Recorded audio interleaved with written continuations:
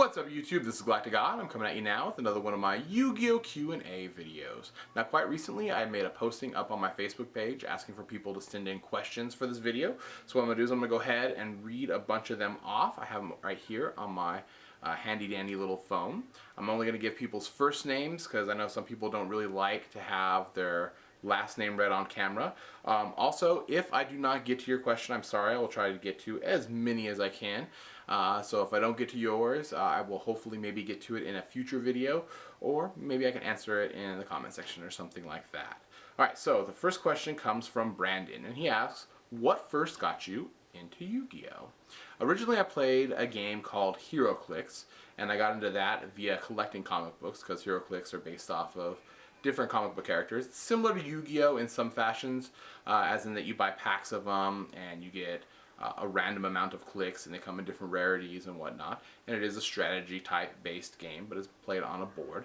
And one of my friends kept talking to me about Yu-Gi-Oh! He played HeroClix as well, and he wanted me to give it a try. He kept bringing over a couple different decks and wanting to teach me it and show me the game. And at first I was really hesitant about even giving Yu-Gi-Oh! A try.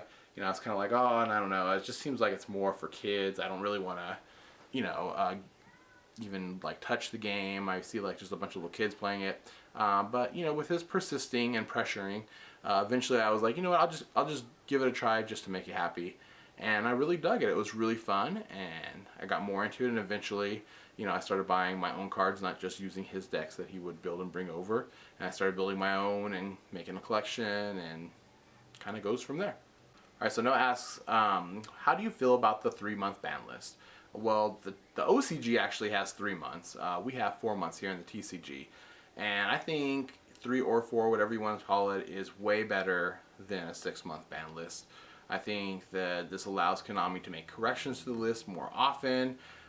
When decks they don't think, you know, would just combos or decks or OTKs or something that start to get out of hand that maybe Konami didn't perceive of happening or something like that, they can make faster corrections, and overall I think it's better for the game. I think 6 months was way too long for any format. Typically about 3 months into the format, the player base, you know, starts to get kind of stagnant with how the format's coming, and they're kind of like, you know, they just can't wait for the next list to get around anyways, and you get another 2 to 3 months of people just hating formats. Very seldom is there a format where, you know, players are like, oh, don't ever let this format in, but normally people are ready for a change around that mark. So Sean asks, can we see your girlfriend's face? Well, if you find me at some of the Yu-Gi-Oh! Events that I attend, most recently Worlds, you probably could have saw my girlfriend's face as she was there with me. Otherwise, I really doubt it. I mean, I'm sure you can find it, you know, through the internet in some way, as, you know, she has a Facebook and all that kind of stuff. But she's not really interested in getting in front of the camera. Some people are just, that's just not their thing. And I know even for myself, I never intended to get in front of the camera. I think my first 100 or so videos, you never saw me or anything like that, but eventually it was something that I kind of got over and got in front of the camera. But as it stands right now, she has no plans on getting in front of the camera. It's just her preference, I guess you could say. Alright, so the 7 Keys Challenger asks, how many videos of the Yu-Gi-Oh! Anonymous meeting are you planning to do? And what are the variety of Yu-Gi-Oh! I think it means what other variety of Yu-Gi-Tubers do you want to have? I'm currently working on episodes 3 and 4 at the same time. I find this to be maybe, hopefully, a little bit easier to get them out at a faster manner. I know it's already been probably a month or so since the last episode that I did, but there was, I think, a 6 or 7 month gap between episode 1 and episode 2. It was never really intended to be that way. It's just that when you're asking other people for help and to participate in your video, you know, you kind of got to work along their time frame and when they have time to make the video. And I don't like to jump around from person to person to person because, you know, we're kind of interacting with people. So when I do the script, you know, I can't have Waffles ask Vexy a question and then Vexy tell me he can't do it, so then I have to have Waffles refilm his part until I get Vexy's part. So it's, you kind of got to go in a certain order when you get people to do it, make sure that, you know, they can get their part done, then I can have another person do the next section. So it kind of takes a long while for everyone to get their part done, because everyone's making their own videos on their own channel and they have their own real life stuff going on. So hopefully, you know, I'll have more of those soon.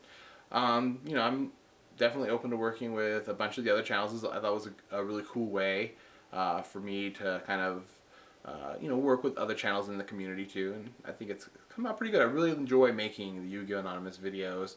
I have a lot of fun writing the scripts for them. Editing them together is always a blast, and I'm definitely looking forward for these next couple ones, and hopefully you know, there's no end in sight to it. I mean, I don't have like a set number that I want to get to. I just want to kind of make them, and hopefully you know, they'll go on for as long as people want to keep making them with me. Alright, so Ryan asks, when you and your friends go to Target or Walmart for those Yu-Gi-Oh! Trips at night, do you ever run into any of your fans? Actually, I don't think I've ever really ran into anyone that's recognized me from YouTube outside of like a big Yu-Gi-Oh! Event or a YCS or regional, something like that. I did get recognized a lot when I went to the San Diego Comic-Con. When I was out walking along on the floor and stuff, I got recognized there a lot. I've also been recognized at both colleges that I've attended. People ran into me out on the quad or in buildings and came up to me and said hello and you know, asked me questions about the channel and whatnot. Other than that though, I've never ran into anyone at like a supermarket, a Walmart, a grocery store, gas station, movie theater, anywhere you know, outside of like something somewhat Yu-Gi-Oh! Related where, you know, a player might be. And yeah, so I've never really ran into anyone like that. Alright, so Anthony asks, who is your favorite big-time Yu-Gi tubers to watch, and your favorite non-big-time Yu-Gi tubers that you love to watch as well?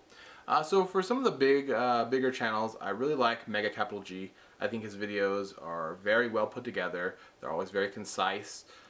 They have a nice flow to them, and you always understand his point by the end of the video. Even if you don't necessarily agree with the point he's trying to make, at least you can kind of understand and see where he's coming from, and I think that's really good. It's a great quality for a channel to have and for someone who's making videos to have. I also really like MCole40, Vexicus, Slim, Starstrike Duelist X, Waffles. Waffles is hilarious. I'd wish he'd make more videos like he used to do. Right now his videos don't come out as often as I would like, but I would, you know, they're always hilarious, and definitely one of the channels that I enjoy watching. For some of the non-bigger channels that I really like the TCGLover. I think his videos are also very well put together. He makes valid points in, you know, all of them, and you can always understand, you know, his position and where he's coming from and why he's making the point he's doing. And I think that's much like Mega Capital G in that aspect, and I think his videos are definitely well put together. I also like Kitty Cat 6. She makes really funny videos similar to Waffles. Always these crazy little skets that are just hilarious. I also like the YugiohMusketeer. I think is good. BM2341 I think is also another really great channel. Has more of a blog style to what he does, but really great as well. Good content from all them. Alright, so Alex asks, what is your opinion of people categorizing decks into tiers? And I guess I really don't have any kind of problem with it, because I often do it myself in different videos and whatnot. And I think it's just kind of an easier way for people to understand the level of competitiveness of a deck, although it is probably not the correct terminology to use when you're talking about decks in general. It is something that most players can, you know, comprehend, and at least it works for the Yu-Gi-Oh! Base, I think, even if it's not the correct way you should be using it. So I'm fine with, you know, people using tiers. I mean, I know what they mean when they say it, and I don't get, you know, offensive about, like, there's no such thing as tiers in Yu-Gi-Oh!